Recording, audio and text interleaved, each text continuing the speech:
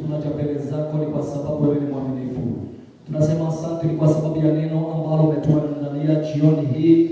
Jehova, tunasema ni asante Bwana, tukikutizama wewe Mungu ambaye utunenee kadri ya nguvu na uwezo wa mbinguni, nasi tukapokee ndani ya roho zetu ni kwa sababu ya wema na fadhili zako.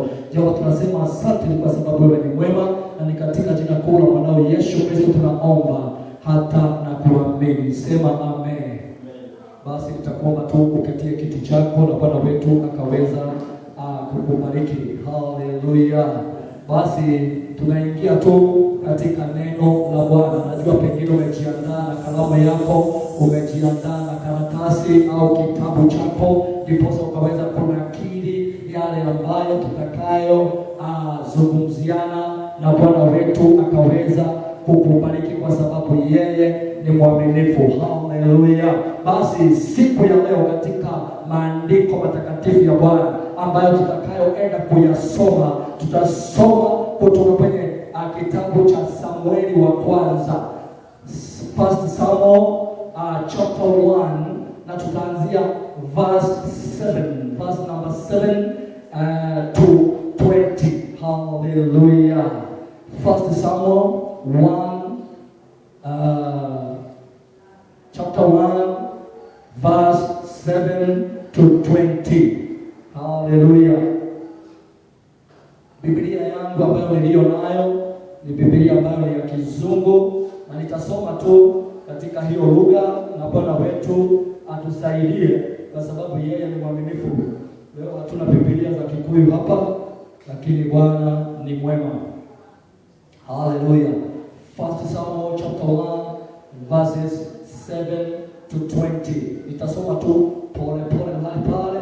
Nitakuomba tu uweze kunisikiza, wewe uliye ndani, wewe uliye nje, wewe unayetutizama, naomba tu ukaweze kusikiza tu, tukaandamane pamoja na wewe, na Bwana wetu akaweza kukubariki. Hallelujah. Nitaanza kusoma. And as he did, so ear by ear, when she went up to the house of the Lord, so she provoked her. Therefore she wept and did not eat. Verse 8. Then said Elkanah, her husband, to her, Hannah, why repressed thou? And why eatest thou not? And why is thy heart grieved? Am not I better to thee than 10 sons? Verse 9. So Hannah rose up after they had eaten in Shiloh, and after they had drunk. Now Eli the priest sat upon seat by the post of the temple of the Lord. Verse 10. And she was in bitterness of soul, and prayed unto the Lord, and wept sore.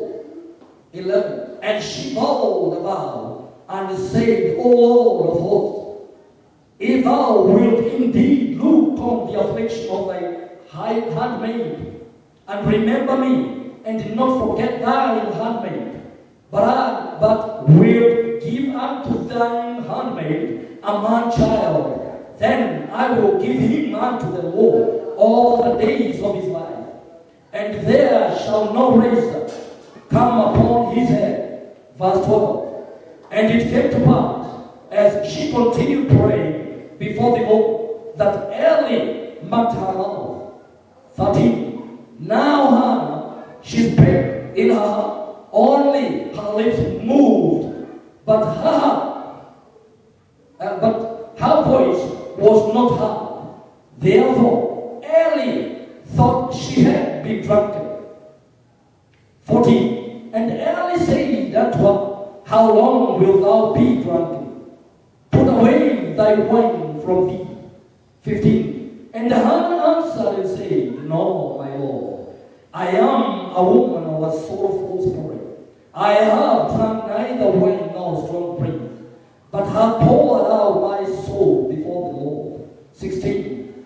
Count not thine handmaid for a daughter of Belial, for out of the abundance of my complaint and grief have I spoken hitherto. 17. Then Eli answered and said, saying, Go in peace, and the God of Israel grant to thee thy petition that thou hast asked of him. 18. And she said, Let thine handmaid find grace in thy sight. So the woman went her way and did it, and her countenance was no more sad. 19. And they rose up in the morning early and worshipped before the Lord, and returned and came to their house to Ramah, and Elkanah knew her his wife, and the Lord remembered her.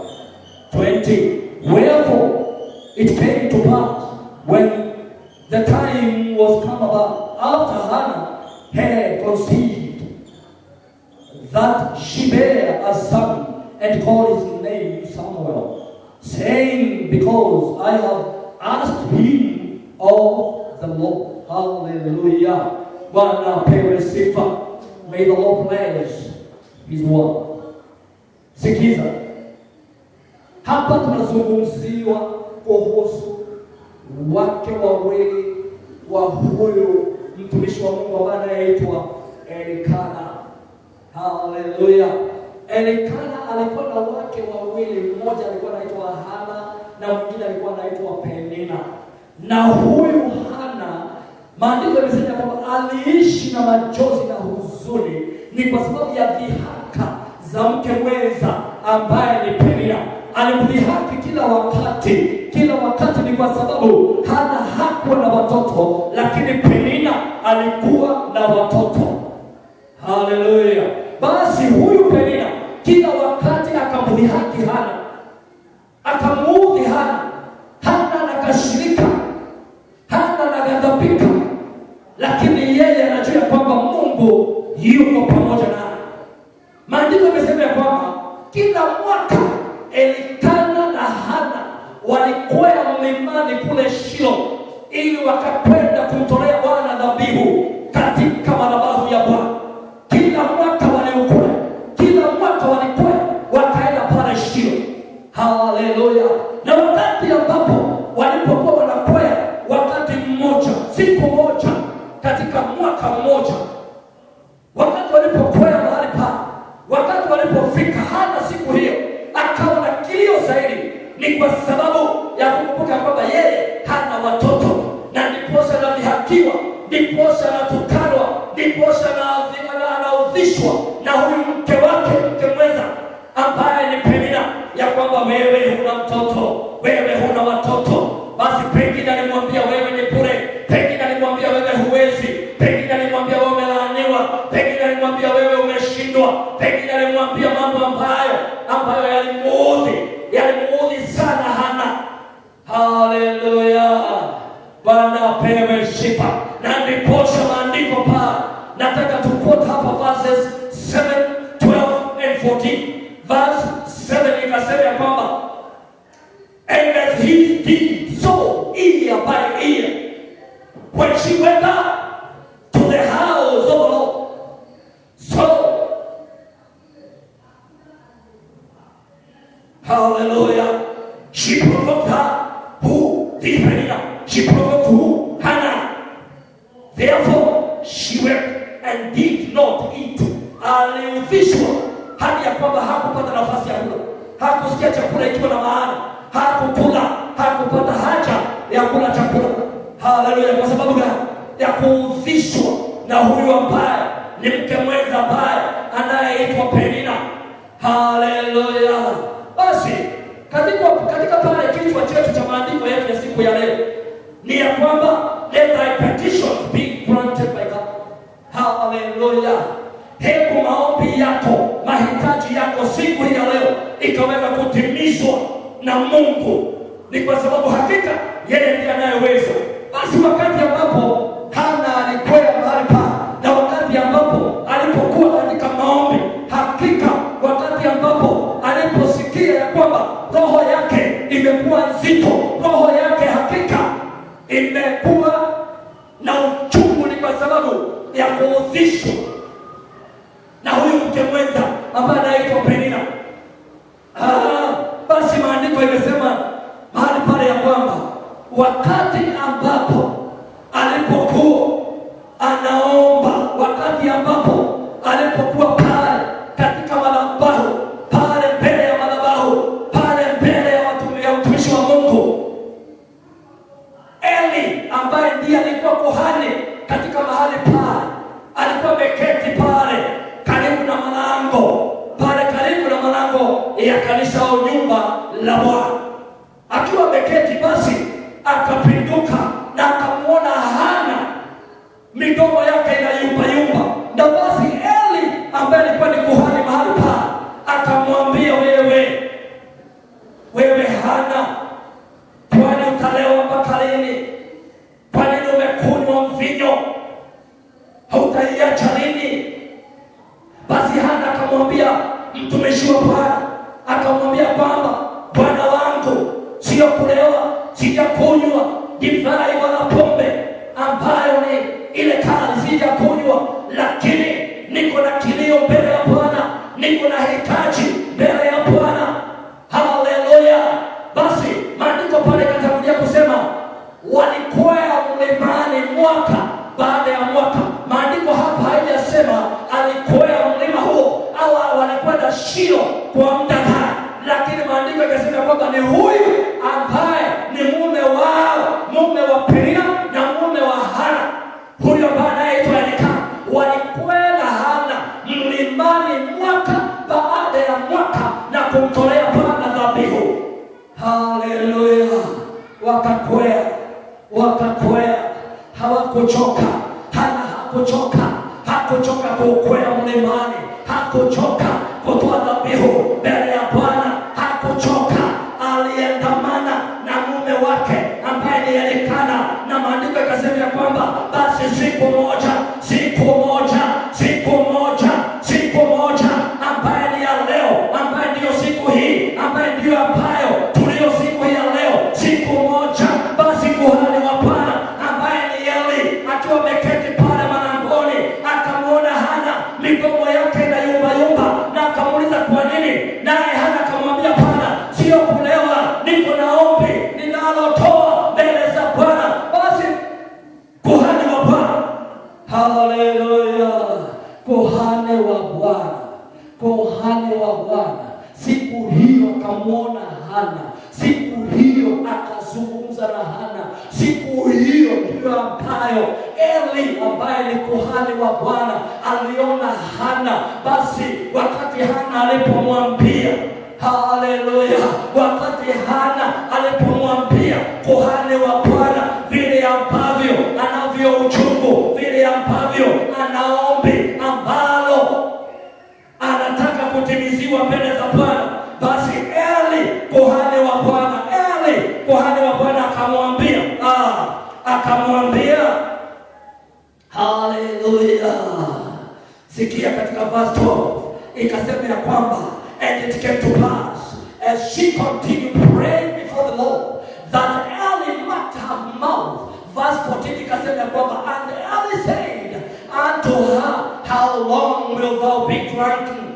Put away thy wine from thee. Verse 17 ikasema ya kwamba, then Eli answered and said, go in peace, and the God of Israel grant thee thy petition that thou hast asked of him. Verse 20, wherefore it came to pass, hallelujah, sikia, Eli akamwambia Hana ya kwamba, and the God of Israel grant thee thy petition. Hallelujah. Eli akamwambia Hana alikwea miaka ambayo hatujajua, alikwea mlimani akiwa na mumewe, wakatoa dhabihu, lakini siku moja Eli ambaye ndiye mtumishi wa Bwana, wakati alipoona Hana analia pale, akamzungumzia na akamwambia basi katika hii verse 17 ya kwamba, then Eli answered and said, go in peace, enda na amani. Eli akamwambia Hana,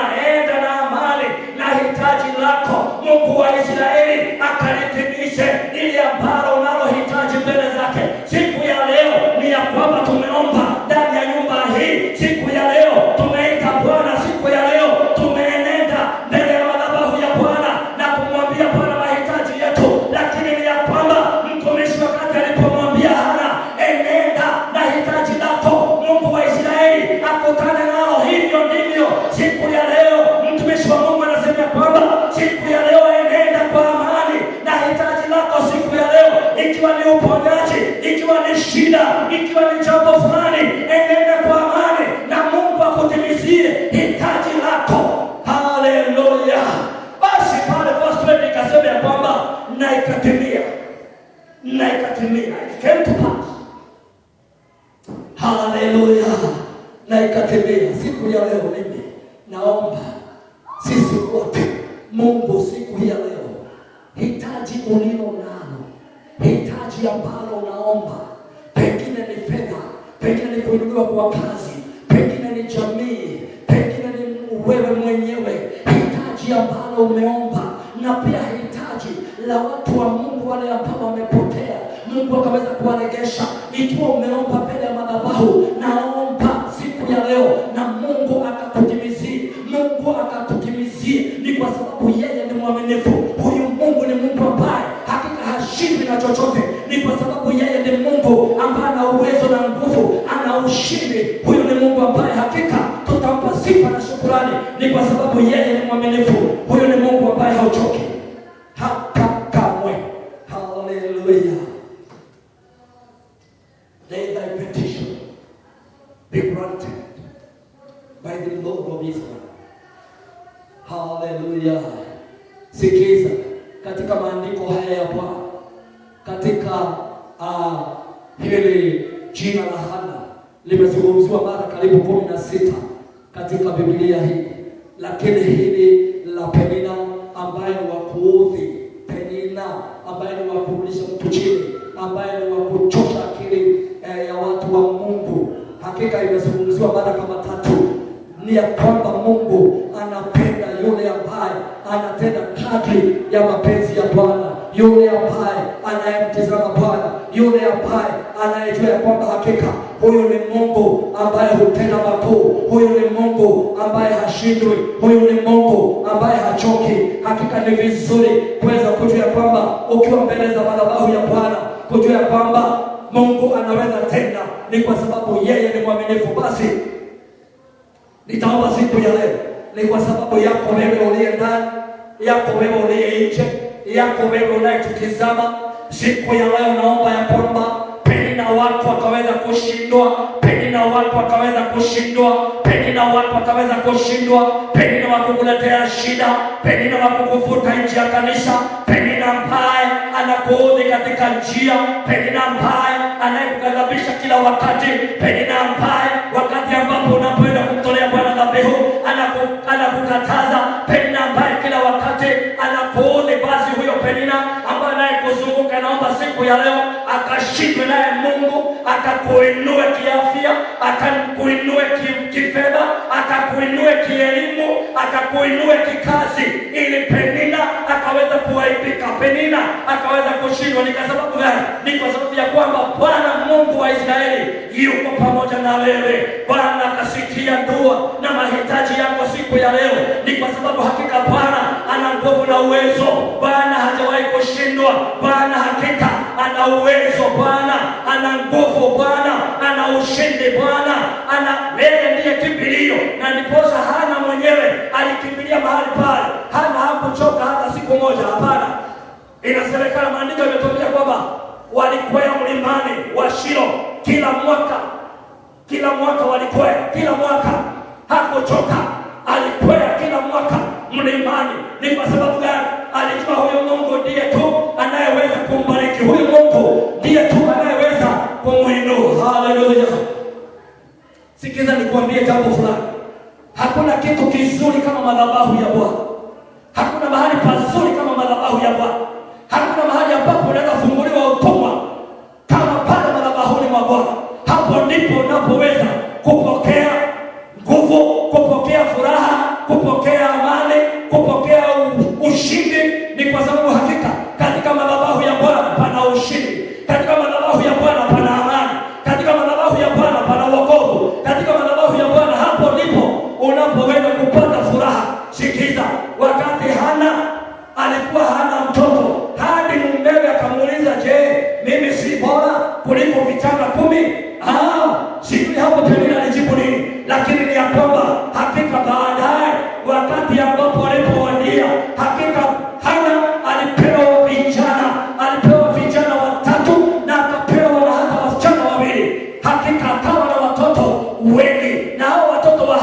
ukisoma mahali pale ni ya kwamba walikuwa they became priests, walikuja kuwa wakuhani. Haleluya! Sikiza pale chini kasema nini?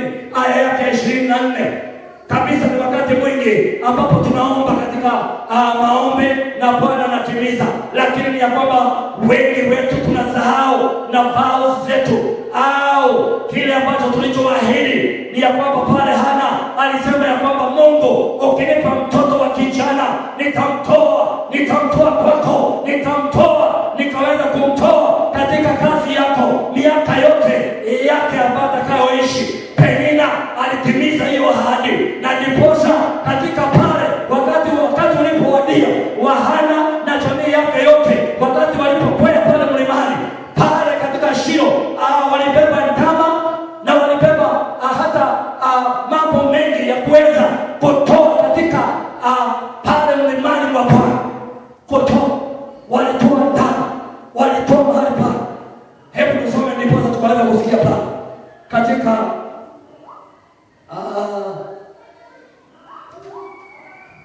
ni katika verse. Hallelujah, thank you Lord Jesus. Hebu tusome katika verse 24. Ikasema hivi, and when she had weaned him, she took him up with her with 3 bullocks.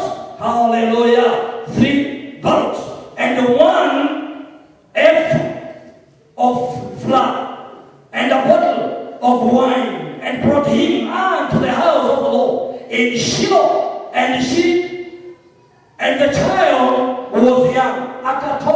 Akatoa, walitoa ng'ombe pa, walitoa ndama pa, wakatoa. Haleluya, na hata unga.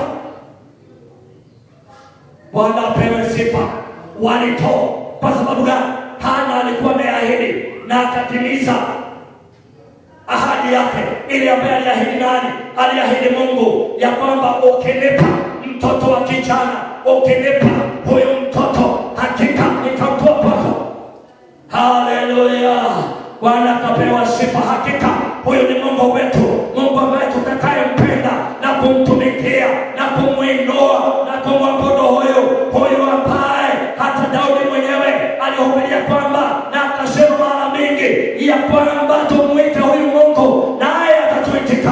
Hakika naye atatenda makuu. Ni kwa sababu yeye hachoki, yeye hashindwi. Yeye ni Mungu ambaye hutenda yale ambayo binadamu hawezi. Hallelujah, he reverses the unreversible. He turns around that cannot be turned by anybody. Hallelujah, huyu Mungu ni Mungu wetu. Huyu ni Mungu ambaye tutakayempenda. Huyu ni Mungu ambaye hanadhabiki. Huyu ni Mungu ambaye hashindwi. Huyu ndiye aliyeongoza katika ule mkono ulioongoza wana wa Israeli kutoka kule Misri. Huo mkono uliowapigania kule nyikani jangwani. Huo mkono ambao uliwaongoza. Huo mkono ambao uliwashindania. The same way vile ambavyo alifanya, yeye anafanya na hata sasa, na atafanya na hata kesho. Ni kwa sababu yeye ni Mungu wetu. Yeye ni Mungu ambaye tunayempenda. Yeye ni Mungu ambaye tunayemuinua. Yeye ni Mungu ambaye tunayemwabudu. Hakika tunamtukuza huyo Bwana. Ni kwa sababu gani? Ni kwa sababu yeye ni Mungu ambaye ni kimbilio. Yeye ni Mungu ambaye ni tumaini. Yeye ni Mungu ambaye ni nguvu zetu. Yeye ni Mungu ambaye siye kama binadamu. Binadamu hakika anaweza kukughadhabisha, anaweza kukuambia yale ambayo ni ya kukushusha moyo na kukukasirisha, lakini Mungu, haleluya, Mungu mwenyewe anaweza kukufurahisha. Hata wakati uko chini, Mungu anakuinua juu. Wakati ambapo hauna, Mungu anakupea, na anakupea kile ambacho ni cha baraka. Ni kwa sababu yeye siye kama binadamu. Basi nitaomba huyo Mungu akaweza kukusaidia, akaweza kuwa usaidizi wako. Ni kwa sababu hakika yeye hashindwi. Yeye ni Mungu ambaye ni wa huruma nyingi. Yeye ni Mungu ambaye hakika ni Mungu ambaye hakika anainua hata wale ambao wameshindwa. Huyu Mungu hakika ndiye anayengojea wewe na mimi na yule mwingine twende mbele za Bwana pale madhabahuni, tumwambie yale ambayo tunataka afanye, hata ndani ya nyumba zetu, hata ndani ya kazi zetu, hata ndani ya nchi yetu. Wakati kama huu sasa kulio na dhoruba nyingi za shida tofauti, Hakika Mungu anakutizama wewe, anakutizama wewe, anakutizama wewe, ili ukaweza kumwambia kile ambacho unataka yeye mwenyewe afanye, na hakika atakifanya. Wakati huu ningependa kuomba kila mmoja ambaye anayemjua Bwana, kila mmoja ambaye anayejua vile ambavyo Bwana anavyopendezwa, hakika ukatende. Ni kwa sababu hakika Bwana ni mwaminifu. Nitakuomba tu zaidi ya kwamba ukaombee kanisa, ukaombee jamii, ukaombee nchi yetu. Hakika Mungu anangojea, Mungu anakusikiliza, Mungu anasikiliza ili asikie maombi yako. Tumefunzwa hapa asubuhi ya kwamba katika Zaburi 50 aya yake ya 15 ni ya kwamba maandiko yanasema nini? Uniite wakati wa shida, nami nitakuitika, nitakuonyesha mambo makuu, nawe utanitukuza. Basi Mungu anataka wewe na mimi ambaye tunayejua nguvu zake tukamtukuze huyu Bwana, tukamuite. Ni kwa sababu gani? Ni kwa sababu ya shida ambazo zimetanda ndani ya nchi yetu. Sikiza, hakika tuna macho ya kuona, hata na masikio ya kusikia ya kwamba mauaji imezidi katika nchi yetu, chuki imezidi katika nchi yetu, mambo ambayo hayastahili yamezidi katika nchi yetu. Lakini tutafanya nini? Tunafaa na tunastahili kuenenda mbele za Bwana, kuenenda mbele ya madhabahu ya Bwana, ili tumwambie Bwana, Bwana Mungu wetu, rehemu nchi hii, rehemu nchi yetu, rehemu nchi hii, hata na viongozi ambao tulio nao, Jehova, ukaweza kuwarehemu, ukaweza kuwaelekeza katika njia zako. Nayo giza yote ya uchawi, giza yote ya uganga, giza yote ya chuki, giza yote ya mauaji, roho ambaye ameshuka ndani ya Kenya hii atashindwe namna gani? Sio kusema tu. Unajua kuna watu wamezoea, hata kama hajaokoka anasema kwamba shindwe, hata hajui hiyo ni kitu gani. Shindwe, hajui hiyo ni nini. Hiyo ni kama dhihaka tu, unadhihaki Mungu, unadhihaki Mungu. Haleluya! Lakini ni ya kwamba Mungu anasikiliza maombi ya watakatifu. Yale ambayo mnayoomba Mungu naye atayatenda. Ni kwa sababu yeye ni mwaminifu. Wakati huu ni kanisa kuinuka na kuomba, ni kwa sababu ya nchi yetu.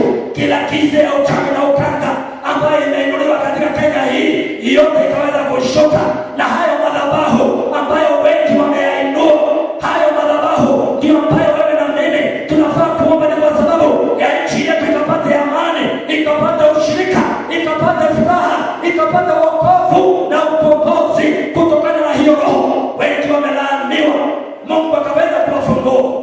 Ni kwa sababu hakika Bwana ni mwaminifu, Bwana ni mwema, Bwana hakika anaweza tena makuu. Anakutizama wewe, anakutizama wewe, anakutizama wewe, ndiposa uenende mbele za madhabahu ya Bwana. Kwa nini madhabahu? Kwa nini siwezi ombea nyumbani?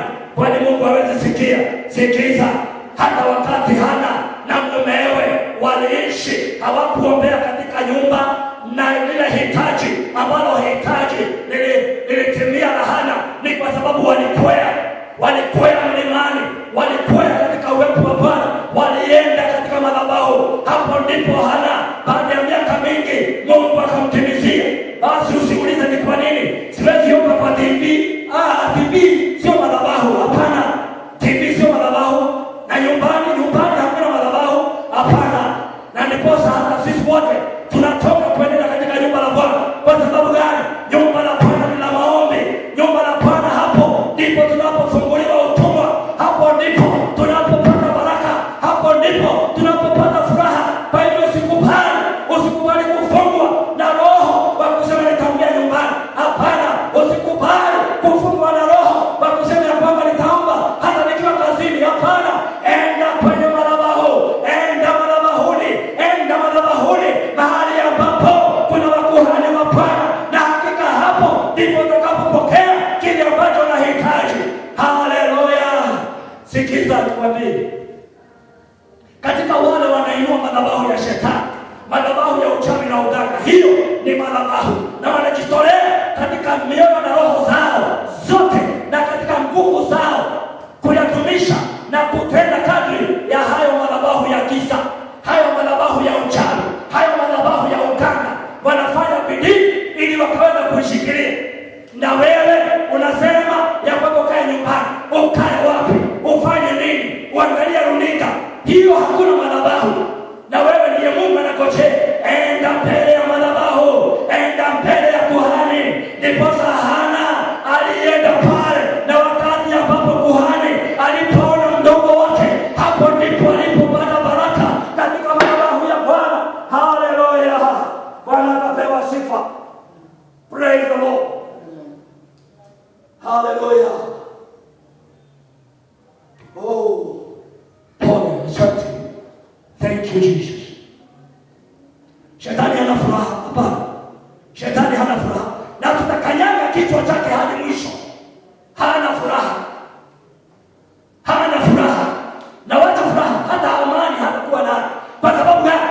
Watu wa Mungu watainuka, kanisa la Bwana litainuka, wakuhani watainuka, wale wote ambao ni wahuduma ndani ya nyumba la Bwana, Bwana atawainua tena, atawainua, na hakika hapo ndipo kanisa la Bwana litatenda makuu. Hapo ndipo watu watashangaa, kama vile ambavyo adui wote wakiongozwa na Penina walishangaa wakati ambapo Hana alifanikiwa, Hana alibarikiwa, Hana aliinuliwa, Hana aliondolewa ile aibu ikaondoka. Kwa sababu gani? Kwa sababu ya madhabahu. Haleluya. Ni vizuri kutii madhabahu ya Bwana, ni vizuri kutii madhabahu ya Bwana, ni vizuri kutii kuhani wote ambao wanaomba, ambao wanaokuambia kwa Mungu ndiko kuzuri, huko ndiko unapoweza kuinuliwa, na mahitaji yako yanaweza hakika kutimizwa mahali pa. Basi nitakuomba tusimame na miguu yako, na ndiposa tukaweza kuomba. Ufungue mdomo wako, ufungue mdomo wako, na ndiposa ukamwambia Bwana asante, ni kwa sababu umetimiza hitaji langu, umetimiza hitaji langu siku ya leo, umetimiza. Fungua mdomo wako, mwambie Bwana nasema ni asante. Wewe ni Mungu ambao umetimiza hitaji langu, umetimiza hitaji langu. Baba, ninakushukuru, ninakuinua, ninakuabudu, ninakutukuza wewe Bwana, ni kwa sababu wewe ni mwaminifu, wewe ni Mungu ishiye milele. Hakuna Mungu kama wewe, hakuna kimbilio kama lako, hakuna tumaini kama lako, hakuna nguvu kama zako, hakuna rehema kama zako, hakuna ukombozi kama wako. Mwambie Bwana nasema ni asante, kama vile ambavyo ulivyotimizia Hana, hivyo ndivyo umefanya ndani ya watu wako, ndani ya watoto wako, ndani ya kanisa lako. Hivyo ndivyo umefanya. Baba, tunasema ni asante, tunakushukuru na tunakuinua. Haleluya. Basi inua mikono yako ili tuweze kumaliza na Bwana wetu akaweza kukubariki. Mungu na Baba yetu, tunasema asante kwa sababu ya ibada ya siku ya leo. Wewe ni Mungu, umekuwa pamoja nasi, umetunenea ndani ya maandiko yako matakatifu. Jehova, tunaomba neno lote ambalo tumelisoma Bwana likatimie ndani ya maisha yetu, ndani ya jamii zote zilizo mahali hapa, ndani ya roho zote na jamii zote ambazo zilizo ndani ya Kenya yetu.